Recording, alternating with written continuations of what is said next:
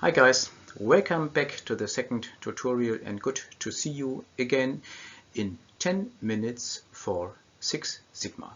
I hope you had seen and enjoyed the first part. Now we will consider and go through the second part. So, who I am. My name is Jens Donat. I am working in the global engineering in the headquarters. You see here enclose my contact data. If you have later on a question, a comment, whatever, let me know. You can contact me every time and would enjoy me.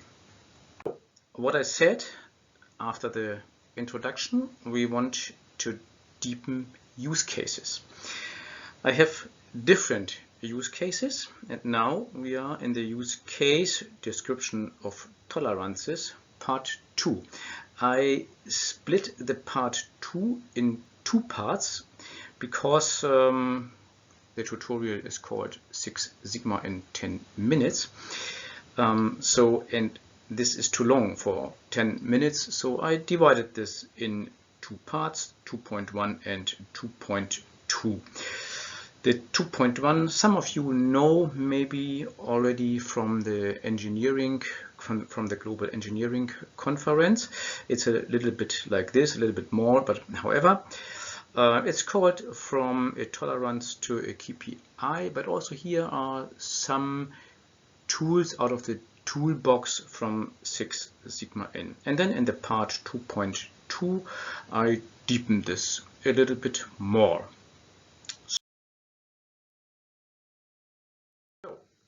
Let's start. Tolerances and more, or the way to a process indicator to be more precise. We are speaking quite often about tolerances, especially when we speak about labeling and filling. Is it daily business? But also when we speak about sleeving, pump orientation, whatever, we speak about tolerances. Plus minus 2, plus minus 5, plus minus whatever degree. So this is the way we discuss and how we describe this and how we handle this today.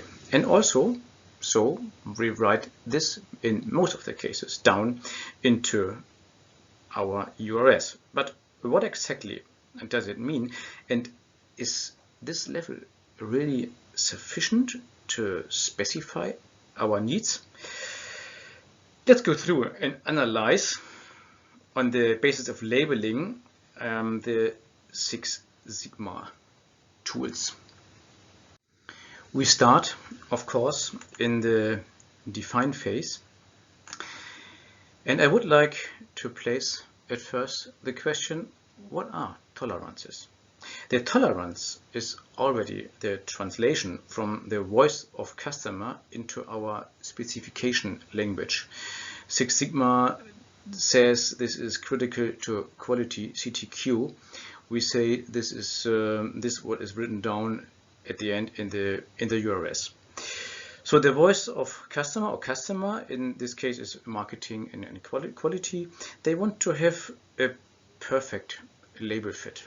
So this is the core topic, quality accuracy, but we from the engineering, we make it a little bit more precise. So we say, and we write also down when we buy a labeling machine, for example, we write down plus minus 2 millimeter. So this is our translation. But about the process stability means how often do we do this? Do we come never out of plus minus 2, or how is it exactly? There we write down nothing. So means we don't specify here an indicator, and this I will deepen now. We have seen that to the define phase also belongs a SIPOC diagram, at least a rough SIPOC diagram. SIPOC is the abbreviation from supplier input, process, output, customer. Means it describes the process. For the time being and for this, what we want to do here is at the moment a rough SIPOC sufficient. The suppliers are our packaging suppliers for label, bottle, caps and what we have, and of course our machine supplier. The input then is the packaging material into the process, the labeling machine safe of course, then we have operators and technicians. These are the inputs. The process itself is the bottle comes into the labeling machine, means we signal at first in the bottle, then we fix the bottle, we unwind the label, we apply the label 2 times, maybe back and forth, and there we have the first output, the liner waste. Then we wipe the label and check the result, mostly with the camera. There we get then the second output, the signal from the camera. And then we release the bottle, and the main output is of course then the labeled bottle, which goes to the customer. This is roughly the SIPOC for the labeling process. But the single tolerance, what I mentioned already before, is only half of the truth. We have to consider as well the whole process, and for this we need now a little bit statistics. When we label, sleeve or fill, but now we want to go with the example labeling, a packaging, we have a running process. We have a labeling machine and we label the bottles. And when we measure this in an Excel sheet or maybe also in a control chart, then we get this. So we get a lot of figures and maybe points where we see how is the process more or less running. And when we translate the figures in a graph, we get a histogram. And what we see here is a Gaussian distribution. This is in this kind of cases most of the case. But of course we have to double check this. Is it really given? Is it a normal distribution or not? But in this case it is. And when we have a normal distribution, then we get also a mean and a standard deviation. And this gives us already a first indication about the process. Here we see where is the mean and how are the variances already. This gives us already a good and first indication about the process, but it's not enough. So we came from the tolerance topic and the tolerance side, and now is the question, how do we bring the tolerance and the running process together? And it's quite easy. We just bring this into one diagram. And then it looks like so. The tolerance is here. This what is mentioned with specification. This is our tolerance. So, and we see here 2 examples, one on the left hand, one on the right hand side, and we get already a first idea that maybe the process on the right hand side is better than the process on the left hand side. And we see that left hand side that between the mean and the specification or the tolerance is 3 times the standard deviation, the sigma. So we could call this also 3 sigma process. The possibility to have a failure is quite high. We see this already here. The picture on the right hand side, there we see that the standard deviation sigma fits 6 times between mean and specification, and this is of course much more better. And this is called then a Six Sigma process. So these pictures are fine and interesting, but it's not very practical. We couldn't do every time for every process such a picture or so. It would be fine, but this doesn't help really. To have a KPI where we see immediately how is the process would be better. And the KPI for this is called CP or CPK. What is this? The abbreviation, it's an abbreviation, the single letters. The C stands for capability, the P for process, the K for shifting. It's a Japanese abbreviation, comes not from English. And then we have also our specification, our tolerances. This is then the lower specification limit and the upper specification limit or level. So, and the process capability is just tolerance divided by the variation. So easy is it. But let's deep this now. And let's see how we calculate.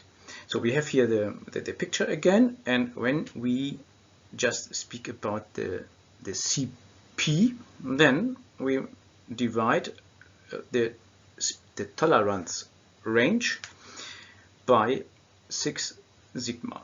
This is quite easy, but has a disadvantage. When the process is not in the middle, it gives us a KPI which is better than the process really is.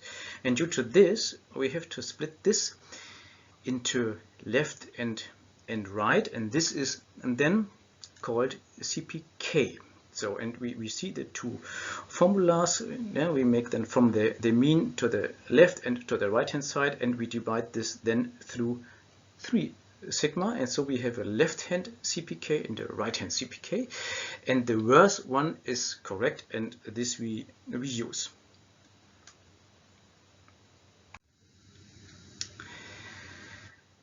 So, and when we calculate now CPK, then the question is what is good and what not. I mean, it's just a figure, and of course we have to judge this. Is it a good figure or not? So, and for this we see here a small table where we see the CPK values between 0.33 and 2, and we see also the number of failures. So when we have a CP or CPK from 0.33, then we have only 30% of correct parts. I mean, it's clear that's a shitty process. If we have a CPK from 2 or better, we have good parts from 99.99966. Also this tells us already this is good. And for this, what we do here for labeling, sleeving, filling, and so is a CPK from better than 1.33 sufficient. So also this is what we should have in mind. CPK better than 1.33.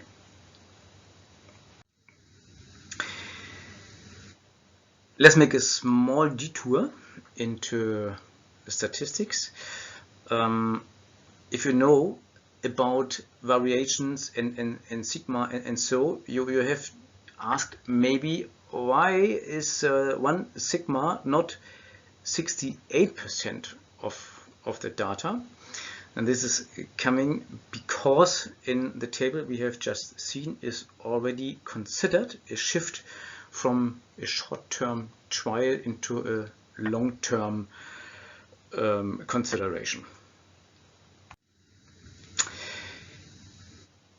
I made a small calculation here for the table we have just seen to make clear why is it so, and to make it better understandable why is 1.33 correct. So I made here a small table from a machine which has an output from 100,000 bottles a shift, and you see here, if we consider CPK from 0.33, also 1 sigma level, so then we have scrap from 145 pieces a minute. This gives us already a clear indication this cannot be good and this cannot be acceptable.